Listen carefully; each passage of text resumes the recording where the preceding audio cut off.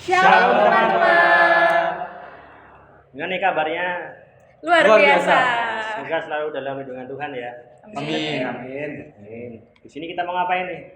Nah, sekalipun di rumah aja, kita mau tetap bersemangat dalam memuji dan memuliakan nama Tuhan. Benar sekali, apalagi kita yakin pasti kalian juga bakalan kangen sekali dengan memuji, menyembah bersama-sama kami. Jadi sekarang kita mau PA, tapi sebelumnya kita mau berdoa terlebih dahulu. Saya hendak.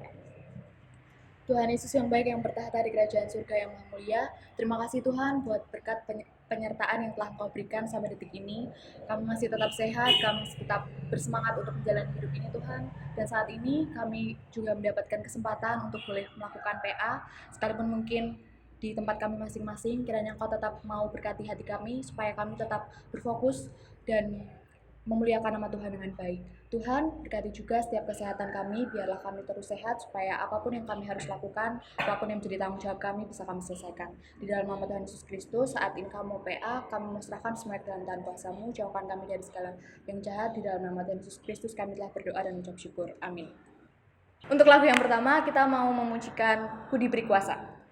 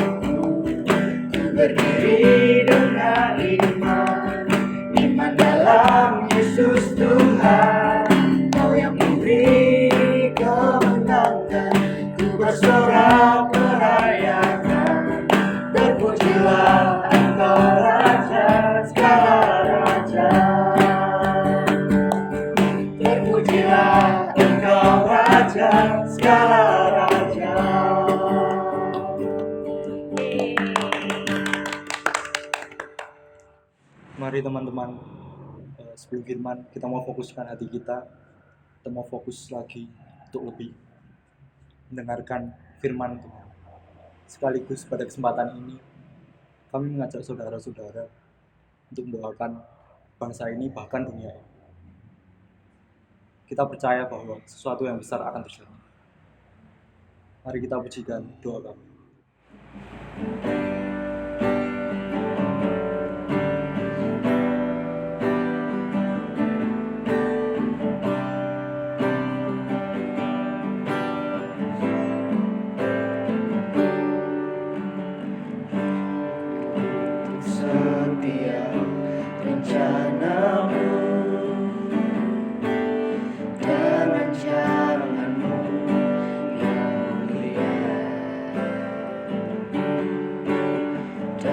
dalam satu tubuh kami bersatu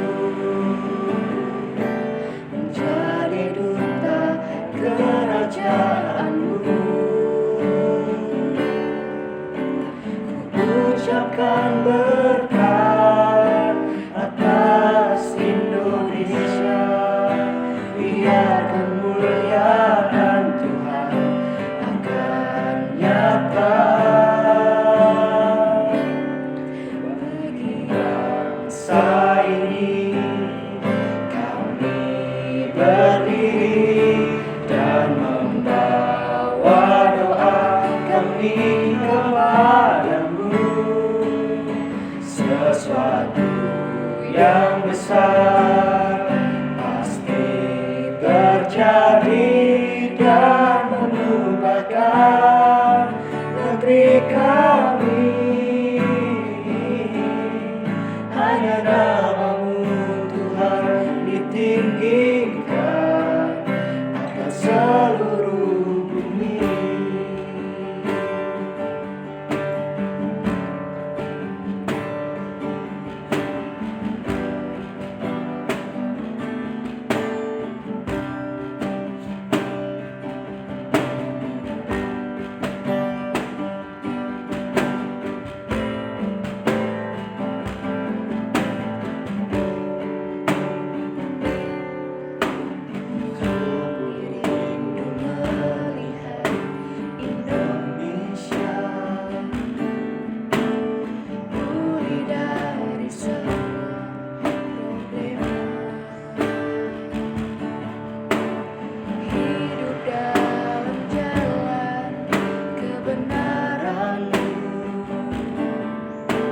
Pancarkan terang kemuliaan-Mu. Ku ucapkan berkat atas Indonesia, biar kemuliaan Tuhan akan nyata bagi bangsa ini. Berdiri dan membawa doa kami kepadamu.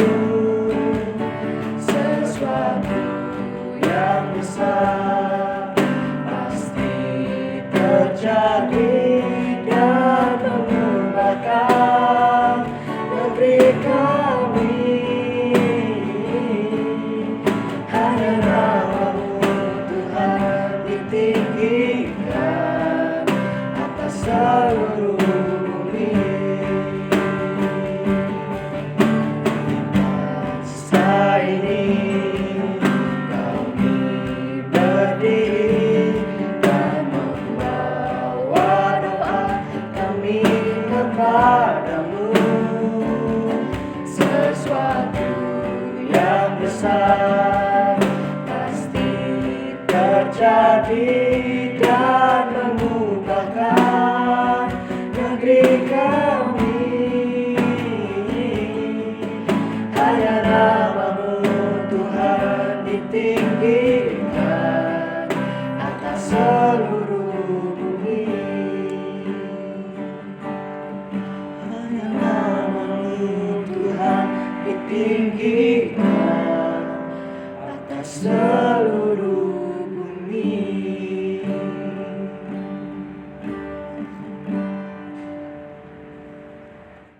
Mari sahabat pemuda remaja, sebelum kita membaca dan merenungkan firman Tuhan, kita bersama-sama mohon pertolongan Roh Kudus. Mari kita berdoa. Bapa dalam sorga, kami bersyukur pada saat ini kami boleh bersama-sama bersekutu dan kami memuji memuliakan nama-Mu. Pada saat ini ya Bapa, kami hendak merenungkan firman-Mu, kami akan membaca dan mempergumulkannya. Kami mohon pertolongan Roh Kudus agar kami dimampukan tidak hanya mengerti dan memahami, tetapi juga dikuatkan untuk melakukan, menghayati dalam hidup kami sehari-hari. Berfirmanlah ya Tuhan, sebab kami semua siap untuk mendengar, menerima sabda-Mu. Demi nama Tuhan Yesus kami berdoa. Amin. Pembacaan firman Tuhan pada saat ini akan kita ambil, kita renungkan dari Injil Yohanes. Yohanes pasal 17.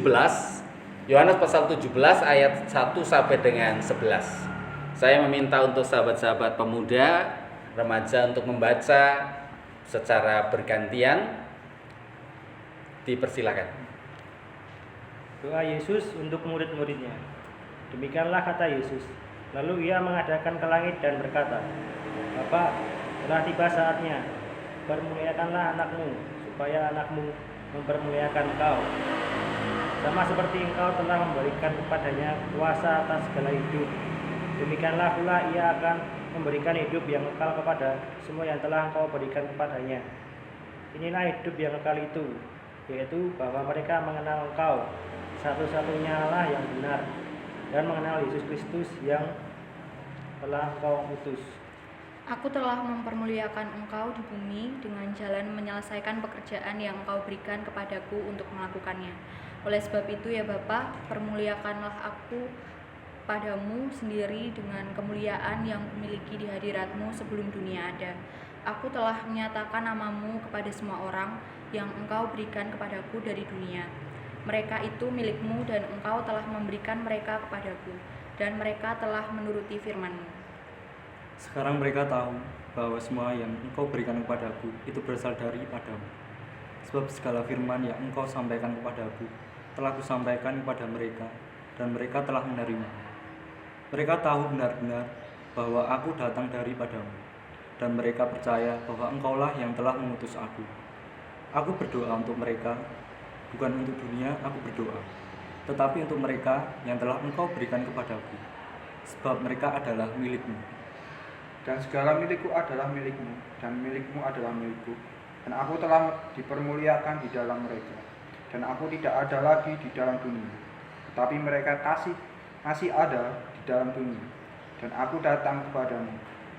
Ya Bapa yang kudus, peliharalah mereka dalam namamu, yaitu namamu yang telah engkau berikan kepadaku, supaya mereka menjadi satu sama seperti kita.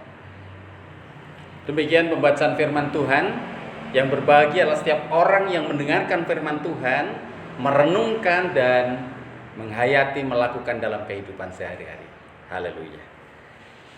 Sahabat-sahabat pemuda remaja, dalam situasi sekarang ini di mana kita tidak bisa beribadah bersama-sama, kemudian kita lebih banyak waktu untuk tinggal diam di rumah. Apa yang menjadi aktivitas kita sehari-hari tidak bisa kita lakukan. Tetapi sahabat pemuda remaja, bagi kita seharusnya ini adalah kesempatan yang baik. Kesempatan yang bisa kita pakai untuk kita membangun relasi, membangun kedekatan, membangun hubungan yang lebih baik dengan Allah. Jadi apa yang kita baca, yang kita renungkan dari firman ini sebetulnya menggambarkan bagaimana relasi Yesus dengan Bapa Sang Pengutus begitu dekat. Artinya Yesus ketika hendak melaksanakan tugas untuk menyelamatkan manusia dengan cara dia menderita sengsara, mati di kayu salib dan dibangkitkan dalam perayaan Paskah yang sedang kita rayakan di minggu-minggu ini. Bagaimana Yesus bisa curhat gitu kepada Bapaknya tentang apa yang sedang dipergumulkan, tentang apa yang menjadi pergumulan yang akan dihadapi, yang akan dijalani, ya gitu. Sama seperti kita sedang bergumul, lalu disinilah kesempatan kita untuk bisa curhat dengan Tuhan, ya. Curhat untuk menyampaikan, mungkin juga kita semua merasa takut ya, mau keluar aja takut. Anak-anak saya nggak pada keluar, jadi saya bisa menikmati bersama-sama di rumah. Mergonya kalau keluar nanti pikirannya, wah sekarang coronanya bisa terbang-terbang, harus pakai masker, males gitu, males keluar dan juga takut juga. Jadi ini kesempatan untuk kita justru semakin percaya akan kuasa dan penyertaan Allah, semakin mempercayakan diri untuk kita bergantung kepada Dia. Gitu. Ini kesempatan, Bukan malas baliknya kita takut, kita khawatir, kita gelisah, tetapi justru inilah kita mempercayakan hidup kita, kebergantungan kita kepada Allah. Kan ada yang guyonan gitu, kalau kita nggak usah berdoa aja Tuhan udah tahu loh. Kita nggak usah berdoa kan Tuhan tahu isi hati kita. Orang usah berdoa wae atau tidak usah berdoa saja. Menurut saya kayak gitu. Itu menunjukkan bahwa kita sebenarnya malas untuk membangun relasi. Kan nggak mungkin kalau kita mau berkomunikasi satu dengan yang lain tapi berdiam diri satu dengan yang lain, nggak mungkin terjadi gitu. Memang pakai bahasa isyarat. Jadi tetap perlu keterbukaan, perlu curhat. Jadi di sini Yesus memberikan teladan bagaimana Yesus itu curhat kepada Bapaknya. Dia bisa menyampaikan apa saja yang menjadi pergumulannya dan kerinduannya untuk melakukan apa yang jadi kehendak Bapa. Jadi yang pertama dari firman yang kita renungkan ini, kita sedang mendapatkan teladan dari Yesus yang selalu dengan disiplin ya. Yesus melakukan doa atau membangun relasi secara khusus dengan Bapa itu secara rutin. Orang kalau naik gelem atau kalau lagi mau, tapi enggak, dia selalu. Ketika dia habis pelayan, dia akan pasti mengkhususkan waktu untuk berhubungan dengan Bapa. Dia berdoa di tempat yang khusus, yang seringkali tempat khususnya itu ada di Taman Getsemane misalnya. Dia perbukitan begitu, dia naik ke sana, bisa sendiri, bisa bersama-sama, atau di gunung yang lebih tinggi lagi, Gunung Tabor katanya. Ketika Yesus berubah wajah itu juga di atas gunung, dia sedang berdoa, ngajak 3 orang muridnya untuk berdoa bersama dengan dia. Jadi Yesus selalu dengan disiplin menyediakan waktu untuk bisa curhat, bisa berkomunikasi dengan Bapa. Ini tentu sahabat-sahabat pemuda remaja juga begitu ya. Artinya ini kesempatan lah. Mau ngapain lagi sih? Wong nggak kemana-mana. Paling ya kita di dalam kamar kita berdoa. Paling ya kita mainan HP atau menggunakan fasilitas yang ada di sana. Tetapi ada waktu di mana kita bisa memanfaatkan untuk membangun relasi yang lebih dekat kepada Allah. Ya. Biasanya kan sibuk nih, yang pada kuliah, yang pada sekolah udah sibuk, seluruh pulang udah capek, tidur. Nah sekarang karena nggak ada aktivitas yang lain kecuali di rumah saja, paling makan tidur gitu toh. Nah ini kesempatan. Makannya jangan banyak-banyak supaya kalau nanti makannya kebanyakan malah ngantuk, tidur juga kan. Jadi ini kesempatan untuk kita bisa membangun relasi lebih dekat, lebih erat kepada Bapa kita di surga. Itu yang pertama. Yang kedua, Yesus itu berdoa bukan untuk dirinya loh. Jadi walaupun dia dalam pergumulan untuk mau melakukan tugas panggilan karya yang besar itu, menyatakan kasihnya kepada dunia ini, tetapi Yesus tidak berdoa untuk dirinya. Dia tidak berdoa supaya, oh Bapa kuatkanlah aku supaya aku tetap mantap menjalani. Dia tidak. Justru saat-saat terakhir Yesus mendoakan para muridnya. Kenapa ya? Kalau di sini digambarkan kan nanti Yesus sudah tidak lagi bersama-sama dengan mereka. Kalau bersama dengan Bapa di surga dalam kemuliaannya, yaitu nyaman dan tenang-tenang saja kan. Tapi persoalannya adalah ini yang ditinggal ini, para murid ini gimana? Mereka masih ada di dunia. Jadi Yesus berdoa bukan untuk dirinya sendiri, tapi berdoa untuk para muridnya. Nah ini sekaligus juga memberikan pengajaran kepada kita betapa pentingnya kita saling mendoakan satu dengan yang lain. Bagaimana supaya saudara-saudara kita yang tidak bisa beribadah online seperti sekarang ini, lalu mereka juga kita doakan diberikan kesehatan, diberikan keselamatan. Kita bisa say hello dengan sahabat-sahabat kita, teman-teman kita, saudara-saudara kita dimanapun mereka berada. Saya diajari sama Mas Ruben, ayo Pak kita belajar pakai media sosial yang bisa rame-rame supaya nanti kita bisa ngobrol bareng dengan semua teman kita gitu. Ada macam-macam ya media sosial yang bisa kita pakai. Sudah coba beberapa ini. Nah, pengennya apa? Supaya kita bisa tahu keadaan saudara-saudara kita yang lain seperti apa. Yang masih tetap bisa bekerja, ya seperti Mas Ruben, mungkin Mas Seto masih bisa bekerja. Tapi kalau kalian yang kuliah ini, yang sekolah kan udah berhenti nih, nggak ngapa-ngapain. Tapi kita bisa saling berkomunikasi. Ada waktu khusus di mana kita bisa ngobrol-ngobrol bareng, bisa sharing, syukur nanti bisa bikin pemahaman Alkitab bersama atau mungkin bisa melakukan komunikasi interaktif satu dengan yang lain. Nah, ini kita perlu coba. Perlunya kepedulian satu dengan yang lain. Nah, Yesus melakukan itu kepada para muridnya. Tidak hanya memperhatikan satu persatu muridnya, tetapi juga keluarganya. Ya, kita tahu ketika ibu mertua Petrus sakit, Yesus datang ke sana. Yesus menyembuhkan. Jadi ketika kita membangun relasi dengan Tuhan, berarti kita juga membangun relasi dengan saudara-saudaranya. Ya, pertama ya tentu kita lah di antara kita sesama murid Yesus ini yang perlu saling dikuatkan supaya jangan sampai ada yang menjadi lemah imannya, itu saling dikuatkan. Itu yang pertama. Ini kan juga gitu, Yesus berdoa supaya mereka menjadi satu. Jadi Yesus mendoakan para murid supaya mereka menjadi satu. Nah, menjadi satu bukan berarti pikirannya gini, kalau menjadi satu berarti harus selalu seragam. Ini semuanya pakai seragam semuanya, seperti yang ini kita pakai seragam semuanya, berarti kita menjadi satu. Oh, bukan itu. Atau nggak ada perbedaan di antara kita, nggak, bukan juga. Menjadi satu itu berarti adalah orang-orang yang sehati untuk mau melayani, mau dekat dengan Allah. Jadi itu, mereka saling mendoakan, mereka saling menguatkan, mereka saling bersaksi. Nah, ada bagian di mana nanti kita juga bersama-sama menjadi alat di tangan Tuhan, sama seperti Yesus. Yesus menjadi alat bagi Bapa untuk melaksanakan karya penyelamatan bagi manusia. Nah, kita juga begitu. Jadi kita saling mendoakan supaya kita kuat dan kemudian kita bisa berkarya bersama-sama.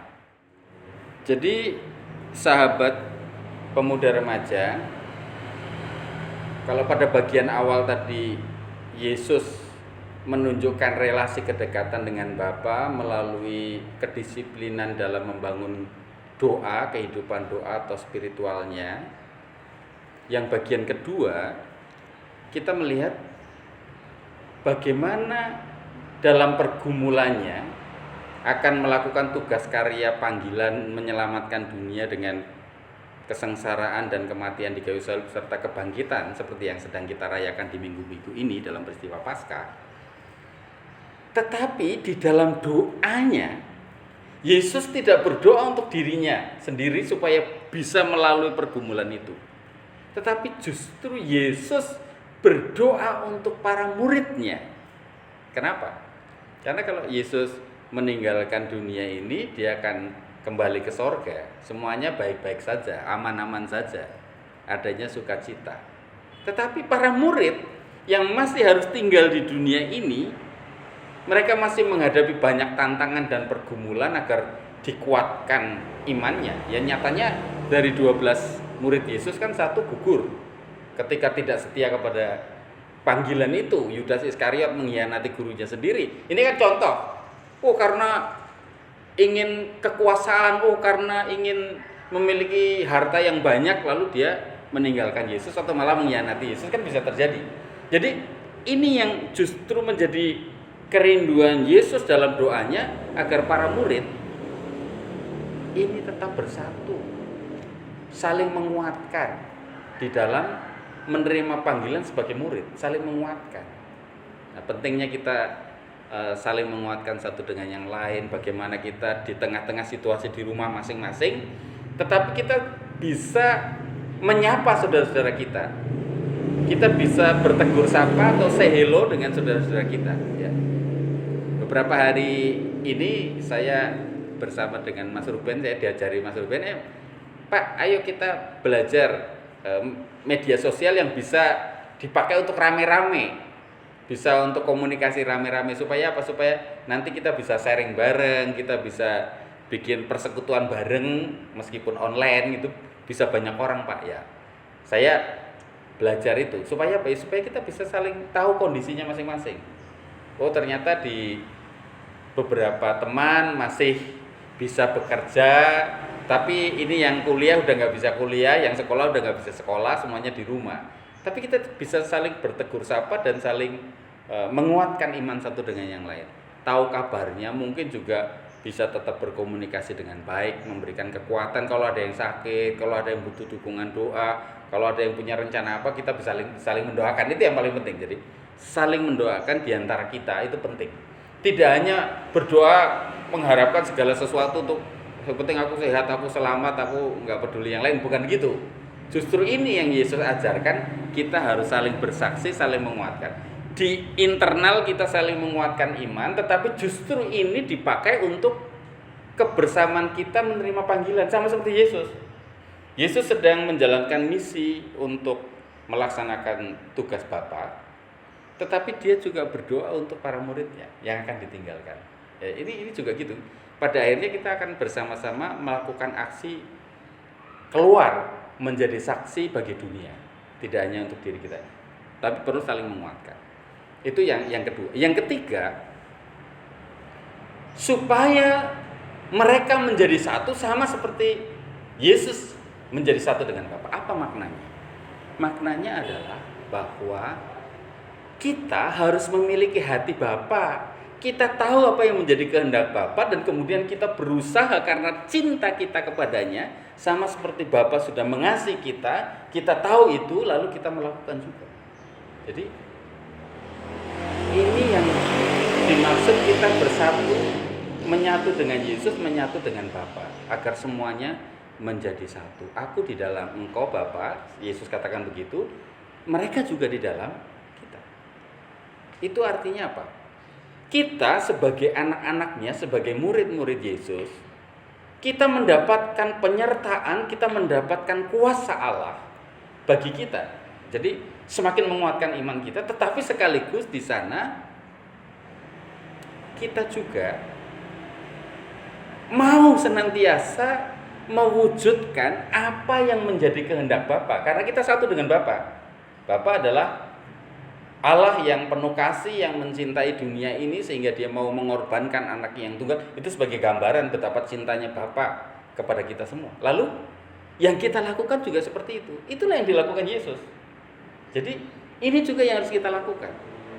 Kita senantiasa tahu apa yang menjadi isi hati Bapa, lalu kita mengupayakan melakukan. Jadi tidak lagi diriku sendiri yang kuperhatikan, egois kita sendiri, kepentingan kita sendiri, tapi kita mau melakukan apa yang menjadi kehendak Bapa.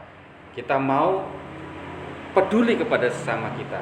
Kita mau membangun disiplin rohani kita dengan selalu berelasi dan semakin kuat di dalamnya. Itu bagian dari firman yang mari kita hayati, mari kita lakukan, mari kita wujudkan melalui waktu-waktu doa kita, sama seperti yang Yesus sudah lakukan. Kiranya Tuhan memberkati melalui firman ini.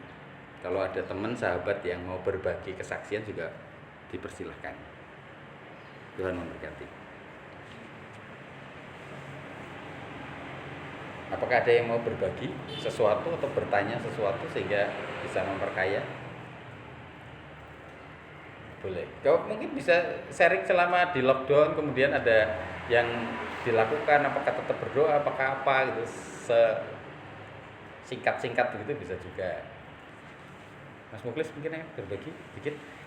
Kangen PA.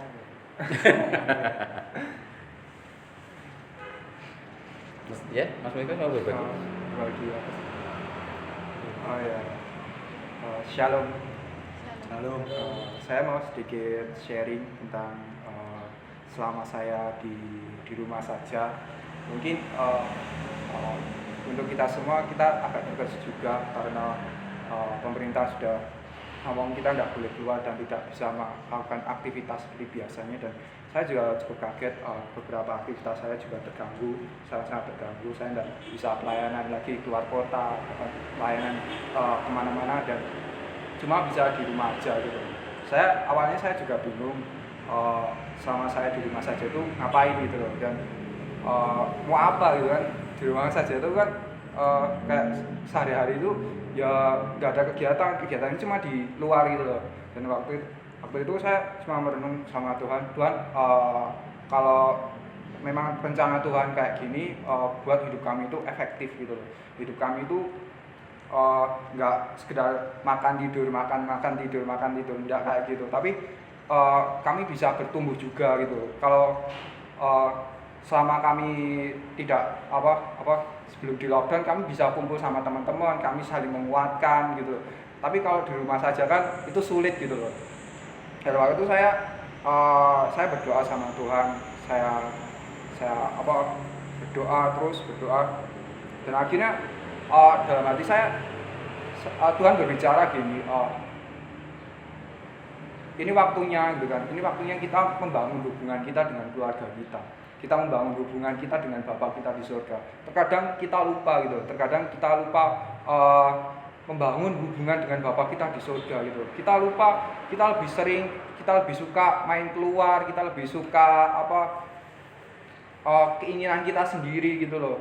Tapi kita terkadang lupa dengan keinginan Tuhan gitu. Bagaimana kita mengenal Tuhan secara pribadi kayak gitu. Dan waktu itu saya cuma ngomong sama Tuhan, selama corona ini biarlah saya semakin mendekat sama Tuhan kayak gitu. Jadi waktu saya juga diingatkan sama banyak orang yang suka ngomong, besok ada PA kayak gitu. Dan mereka pakai alasan itu untuk mereka bolos PA gitu. Dan saya waktu itu terenyuh hati saya, dan saya cuma ngomong sama Tuhan, habis corona ini Tuhan please jangan ada orang yang kayak gitu lagi. Biar selama pandemi ini mereka sadar bahwa ibadah kita sama Tuhan itu yang menentukan hidup kita nanti ke depannya kayak gimana. Jadi waktu saya sangat bersyukur banget ketika saya boleh mengalami kejadian ini. Itu yang membuat saya semakin dekat sama Tuhan, saya semakin mengerti dan mengenal pribadi Tuhan kayak gimana. Dan saya juga sering kumpul-kumpul sama teman-teman itu lewat sosial media, pakai Zoom ya, walaupun terkadang sinyalnya agak nyambet gitu kan. Tapi saya bersyukur banget bisa dikuatkan, bisa semakin mengenal Tuhan secara pribadi lewat teman-teman saya. Jadi kayak gitu. Oke, baik. Terima kasih. Kita punya kesaksian masing-masing, dan mari kita manfaatkan waktu yang masih harus di rumah saja untuk semakin membangun relasi dengan Tuhan dan juga dengan saudara-saudara kita, paling tidak ya lewat media sosial itu. Mari kita berdoa. Kami bersyukur untuk kesempatan kami boleh berbagi firman-Mu. Biarlah Tuhan menolong kami semua untuk memanfaatkan waktu yang ada ini, semakin membangun relasi yang dekat dengan Tuhan, semakin kami mengenal kehendak-Mu, dan kami boleh saling menguatkan iman satu dengan yang lain, kami boleh bersaksi. Bahkan lebih daripada itu, pakai kami Tuhan, anak-anak-Mu, para pemuda remaja ini untuk juga ikut ambil bagian dalam tugas kepedulian sosial di tengah-tengah pandemi COVID-19 ini. Terima kasih ya Bapa untuk kesempatan ini. Biarlah kami terus bertumbuh dalam segala situasi, bertumbuh dalam iman kami, dan juga semakin maju dalam kehidupan kami, dalam kebersamaan kami, dalam persekutuan kami, baik di antara kami, terlebih di dalam hubungan kami dengan Tuhan. Terima kasih Tuhan Yesus. Kami berdoa agar situasi yang masih memprihatinkan ini segera berakhir, dan kami dapat kembali melanjutkan aktivitas kami, studi kami, pekerjaan kami. Kami berdoa untuk saudara-saudara kami yang jauh di tengah dari keluarga karena pekerjaan, karena studi, karena di lockdown. Biarlah mereka tetap bisa menikmati waktu dan kesempatan yang Tuhan berikan dan senantiasa bersyukur kepadamu. Inilah seru doa sembahyang kami Bapa. Kami serahkan semuanya di dalam nama Tuhan kami Yesus Kristus, Tuhan yang bangkit, Juru Selamat kami yang hidup. Haleluya. Amin. Tuhan memberkati. Terima kasih buat Mbak Jati atas firman yang sangat memberkati. Semoga firman yang kita dengarkan pada saat ini bisa kita lakukan terus dalam kehidupan kita sehari-hari, dan bisa jadi kekuatan selama kita mengalami pandemi saat ini. Pokoknya untuk kalian tetap di rumah aja, stay safe, stay healthy, and stay with us. Oke, untuk lagu terakhir kita mau nyanyikan Bukan Telepon.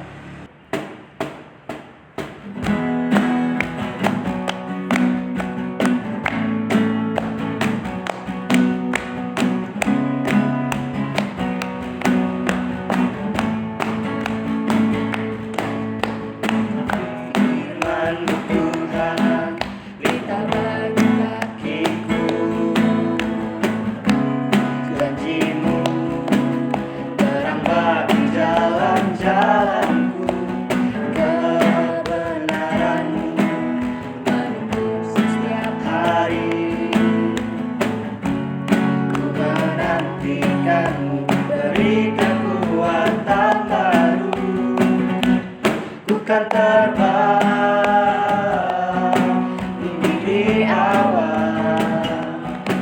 bersamamu dalam kemuliaan. Sebab firman-Mu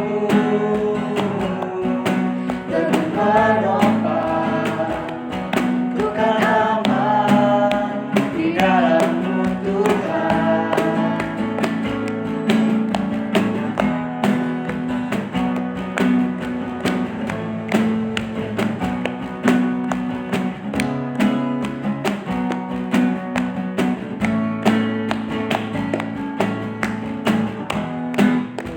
Tuhan, kita beri kakiku, janji-Mu terang bagi jalan-jalanku, kebenaran-Mu menuntun setiap hari. Ku menantikan-Mu, beri kekuatan baru, ku kan terbang tinggi di awan bersama-Mu dalam kemuliaan. Sebab firman-Mu teguh menopang, ku kan aman di dalam-Mu Tuhan. Ku kan terbang tinggi di awan bersama-Mu dalam kemuliaan. Sebab firman-Mu